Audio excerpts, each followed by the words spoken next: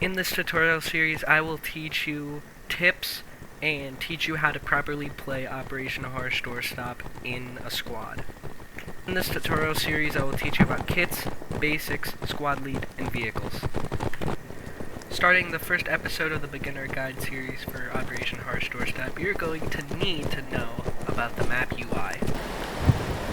First of all, you're going to need to know your main base. So this is what your main base is going to look like. This is where you're going to spawn at first when the round starts, every single game. Next thing you're going to need to know is the attack point, which will be marked by a orange sword with a white flag.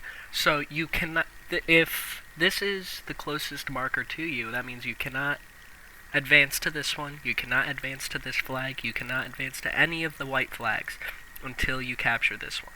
And then you can go to the next. Now on to the vehicle UI on the map. This vehicle marker right here marks a logistics truck, which means this vehicle is the vehicle that is used to create spawn points and other things.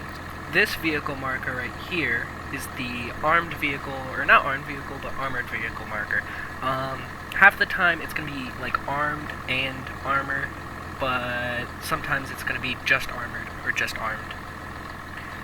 This vehicle marker right here is the Humvee, Jeep, or any of those vehicles. So this is like the small transport vehicle, and this over here is the transport vehicle, which can hold more troops in it. So the next thing you're going to want to learn about for the map UI is the fob, which this is what the fob looks like, and usually one of the squad leaders will be able to place down the blueprint, and the squad mates will build it up, and then anyone can spawn on there.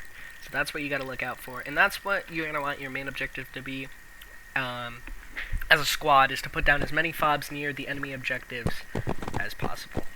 Next thing you're going to want to learn about on the map UI is the rally point, which this one is for squad members only. So a squad leader with one friendly squad member nearby is able to place this down with no logistics trucks nearby, just anywhere on the map. It has to be one squad member. It can be 2, 3, 4, but at least one. And not a teammate. It needs to be on your squad, like everything else that's built by a squad leader. In the future, they did say that they were going to add helicopters and BTRs, or I don't know. They're going to add more armored vehicles and more weaponized vehicles in the future, and they're going to add helicopters and like jets and stuff. So once those come out, I will go over those. Now on to weapon play. The first thing you want to know is how to change your firing mode. So in the bottom right, you can see it's set to semi-auto. So as you can see, I gotta press the trigger every single time, and if I go as fast as I can, it's kind of slow, but effective. And you're gonna mainly want to use this for long-range targets. So like, if someone is over on that roof, long-range targets, that's what you want to use semi-auto for. Now, if you press X on your keyboard, you can see it switches to full auto, which is, I do not need to take my finger off the trigger, which is really, really good for close range targets, like over here, or if you want to get fancy, and you have really, really, really good recoil control on any gun, which I kind of do, not really, then, you know, you can try to hit long-range targets. But mainly it's for close range, full auto, so that's X to switch the firing modes from. Most guns are going to have you stuck on semi-auto when you first spawn, so just keep that in mind. Next thing you're going to want to learn about is point aiming. So default on your keyboard is H. I have something different, my keybind different, but the point aim is H, so it'll put you into this almost like tactical stance for weapons that have lasers. Not really good for much else, but you're going to want to use this when clearing out buildings, because if you're using a gun with like a really, really zoomed in sight, you're not going to be seeing it. It's going to basically look like this, trying to clear out a building. So when you're checking corners, you're going to want to use and take out targets like that. So you can see better and see your environment better and have a better view off the sides, like going up the stairs. But it's just an easier way to clear out buildings. That's what you usually want to do. And then of course you have the default first-person controller stuff. So WASD to move around. I think Z is the default for prone. I have mine on left control, but it's Z. I'm not sure what crouch is. It might be left control, but it's okay. Don't really need to know. And then of course there's sprinting, and there's the leaning. So by default you're gonna have most of these set to hold. So most of these you're gonna have set to default to hold, like leaning. So you have to like hold down the button, which is kind of annoying because the lean, it's not really that good in this game, I will be honest. So switching it to toggle is really good. So yes. I am on the US Marine Corps side now. And next thing you're going to want to know is how to switch your sight. So if you have the 2 thumb buttons on your mouse, it's going to be the one closest to the front of your mouse on the side thumb button. So that's how you're going to switch your sight. I have mine set to V, which I will get into a second. But yeah, I have mine set to V, but it should be the thumb button closest to the front of your mouse to change your sight.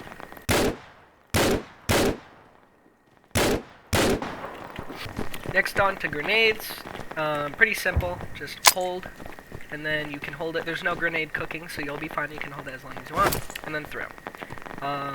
So I don't really know what to tell you about that. It's pretty simple. Then you got smoke grenades, which will provide a very thick layer of smoke where you can barely see anything. That looks like it's bugged. It might be coming out the back. Yeah, so like it's a really thick layer. You can barely see. Yeah, if you can see over there. Next you're gonna want to have your... Up next are bandages, which if you get hurt, which if I can demonstrate in some way. So, I'm trying to demonstrate this, but I can't. I literally can't give myself, like, any... Oh, spawn protection disabled. Alright, well, too late now. I genuinely don't know how I could demonstrate this to you, but you're gonna have a little character in the bottom left of your screen, which you can see crouching, and it's just going to show you what position. And there's going to be 4 different colors: red, orange, yellow, and white.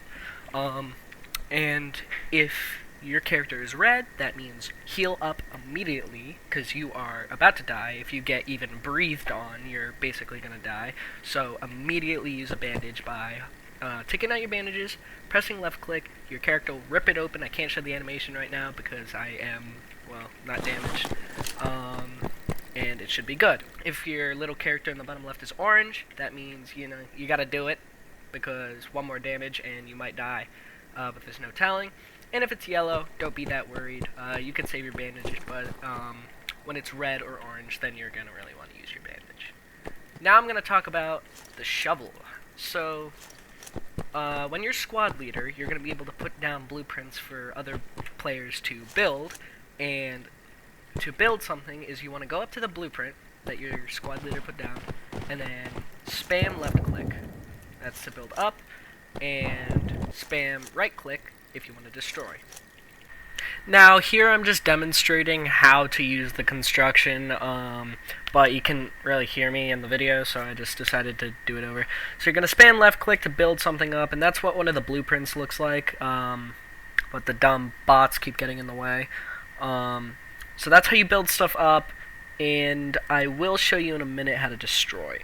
So here's just a better look on how to use the construction. So here I'm building up a ammo box. So in a sec, yep, there it goes. I'm starting to build it up by spamming left click, but the damn bots are getting in the way. And it's kind of boring footage, but I gotta show you guys how to do it. And then to destroy, you just right click. Not really that hard. Easy to learn. Literally, it's 2 buttons. So now I'm gonna tell you how to figure out which squad to join.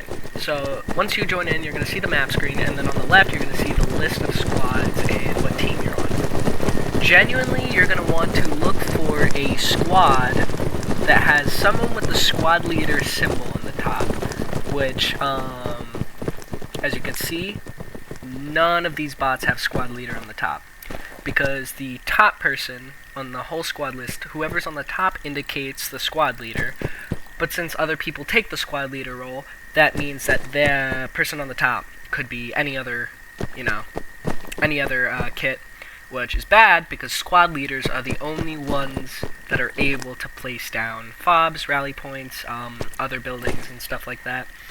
And you think, hey, what if I'm not on the top of the list, but I take the squad leader role? It's going to tell you that you are not squad leader. That's what's going to happen. So, and an easy way to tell if you're not squad leader, or if you are, is if on the side of all the people that are in your squad, if it says kick all the way down here. So that's an easy way to tell. So what you're going to want to do when you first load into a game is find a squad where the top person on the list has this icon right here, which means squad leader. So now I'm going to tell you how to figure out which kit suits you the best. I'm going to go over the squad leader and the squad leader alternatives in a different part of the tutorial.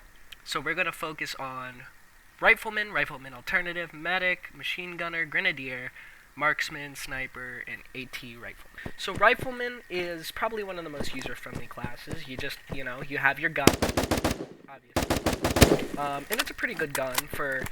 Also, every single faction, there's a lot of factions in the game, have different weapons. I'm just going off the kit alone and what it has in the kit. So, usually the rifle gun is like the default basic gun, nothing crazy.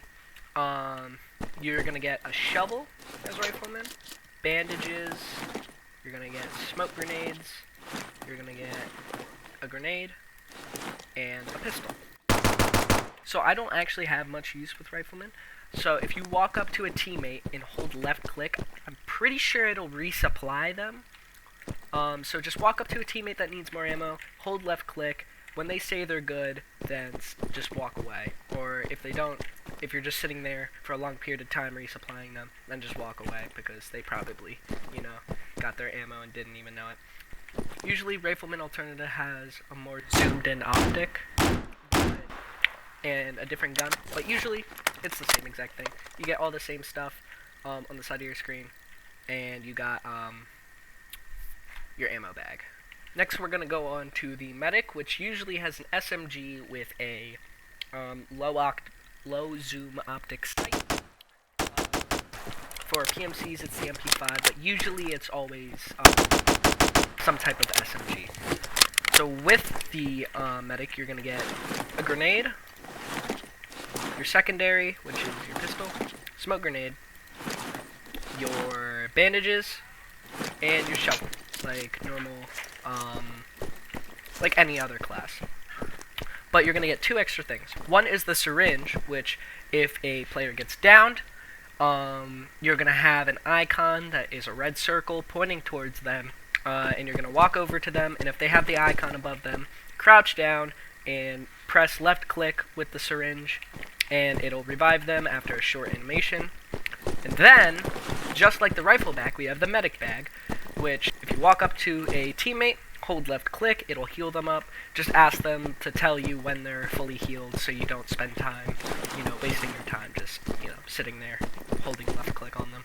So Machine Gunner is basically just the Rifleman without the medic bag, but you have a machine gun, obviously, if you can see here. So there is one thing that I forgot to mention in the first part with the basic weapon movement and stuff like that, is the mounting controls, which default it's going to be T on your keyboard, but I have it set to B. So you think, well, why would I need to know how to mount if I could just like crouch down and then just shoot them? Well, this is why. I wasn't moving my mouse at all. At all that whole time. I'll just... What you're going to want to do as a machine gunner is you're going to want to kind of hang back a bit, but you're going to set up a position somewhere, like anywhere. You can either go prone, you can either get on a rock or something, and I'll just demonstrate that now.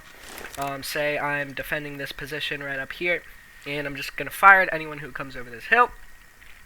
If I don't mount, it's hard to control the recoil, but if I mount, which now I'm mounted, and you can see because I can't move my camera left or right anymore, but I can still do this. And it's much easier to control like this. And to tell if you're able to mount on something, so this surface on these drums of gasoline I can mount. So as you can see on the bottom left, there's nothing under the weapon of my character. That spot is empty right there. But if I walk up to a surface where I can mount, you're going to see this little white dotted box with my character in a different position. So that indicates that you're on a mountable surface. And then you want to press your mount button, which by default again is T, and then that box turns white and you're mounted.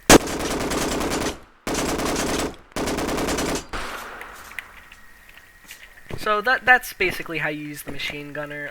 It's really just a rifleman without the ammo bag, but a gun where you need to mount on everything. Now we are on to the Grenadier, which you're going to have all your standard stuff besides the grenades and the smoke grenades, and I'll show you why. Because if you can see, I have a grenade launcher under my the barrel of my gun, but default rifle.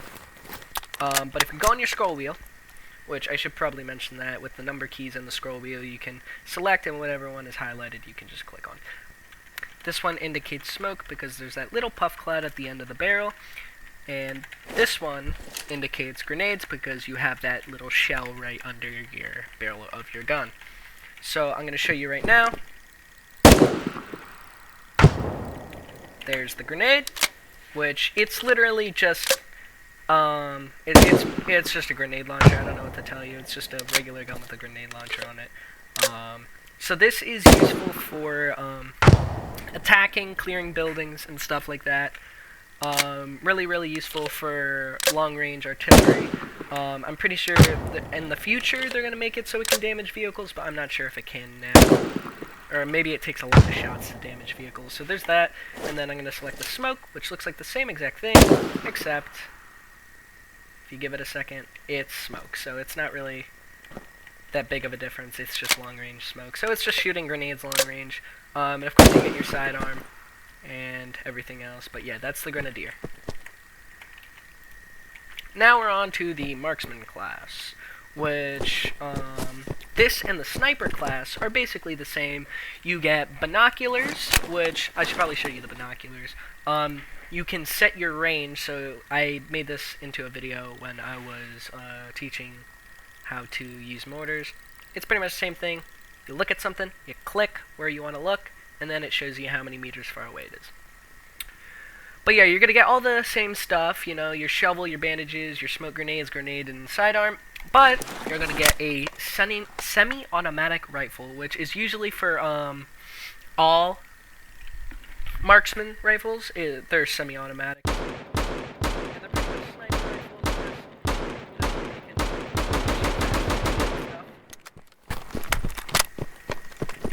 So this kit, you're gonna want to be like really far away behind from your squad and just give them support.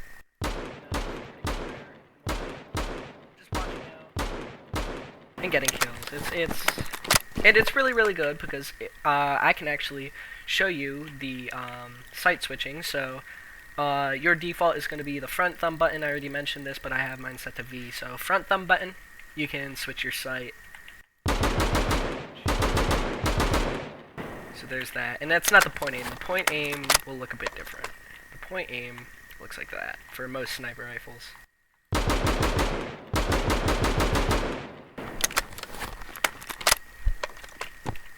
So yeah, this is a really good class for people before they start sniping, before they start using bolt action rifles. There is also a bullet drop. I don't know how to demonstrate that right now because like I don't really want to walk 1,000 meters just to demonstrate bullet drop. So the sniper rifle is basically the same exact thing. The PMC West and a few other factions will have semi-automatic sniper rifles. Barrett 50 cal. And this is basically the same exact thing as the Marksman rifle, just more heavy and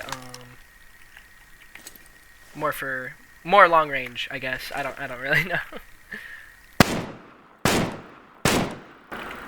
So this is the same exact kit as the Marksman rifle, but usually it's going to be a bolt action rifle, except for PMC West and a few others. So yeah, there's that. I don't really know what to say. It's basically a Marksman rifle. Now, the final kit, and one of my favorite kits, is the anti-tank Rifleman. Usually the will get some sort of SMG like this MP7, I think that's what it is. And you're gonna get all your standard stuff: sidearm grenades, smoke grenade, bandages, and shovel. But you're gonna get this thing, and this is one of my favorite kits to use, just because it has a rocket launcher. So mainly you're gonna want to use this on enemy vehicles and personnel, but mainly enemy vehicles. It's a great way for destroying enemy lodges, and that's really what you want to focus on when using this class. If you see a truck with a hood over it, destroy it. If you see a truck with no hood over it, so you want to destroy these ones, but you don't want to destroy these ones. If you see a truck without a hood over it, just keep it there. Doesn't really matter. Not that big of a deal. It's literally just for transport.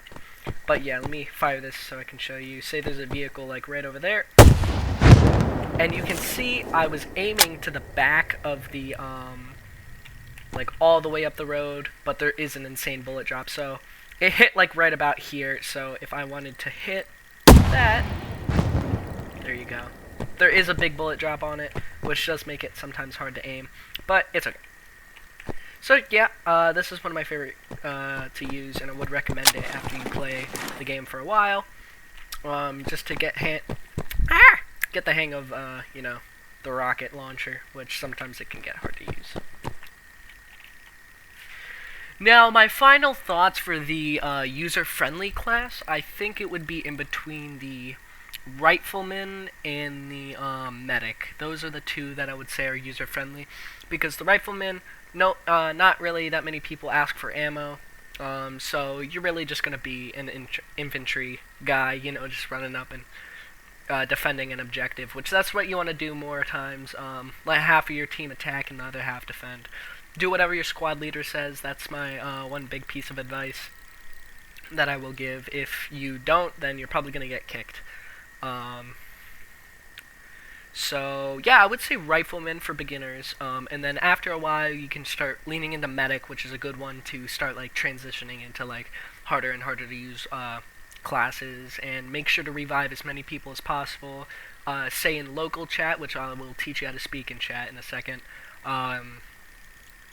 You want to yell in local chat, "Hey, don't respawn, I got you," because well, a lot of people just respawn as soon as they die, and it's not really good for medics because, that's the point. I should probably tell you guys how the Advanced and Secure Game Mode works. So basically, there's going to be a bunch of flags, usually, except for Omaha Beach, I don't know why, usually every flag in the middle is going to be white, which means uncaptured, and then the two on the opposite ends are going to be the enemy and friendly spawn points. So what you're going to do is you're going to have these tickets up here, which, if you've never played a military simulator before, then you'll know. I don't know why this one's going down. That when you capture a point, enemy loses an amount of tickets, and every single ticket is one respawn. So if you die, and you just respawn without getting revived by a medic, then your tickets will go down, causing you to lose the game. Which,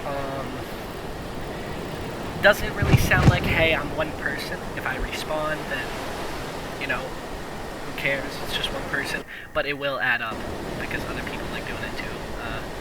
So just, that was just a quick, simple explanation on how to work the game mode. So I hope you guys enjoyed the first episode to the Beginner's Guide for Operation Harsh Doorstop. Second episode coming out soon. I'm working on it. Trust me, I'm working on it. I'm trying to get as many out as possible today, and we'll see what happens. But I'm sorry for the audio issues. I'm doing this in editing right now. If you can hear me speaking in the background, I don't know if you can. But I'm sorry for the audio issues. I'll try to fix it before I record the next part. And yeah, goodbye.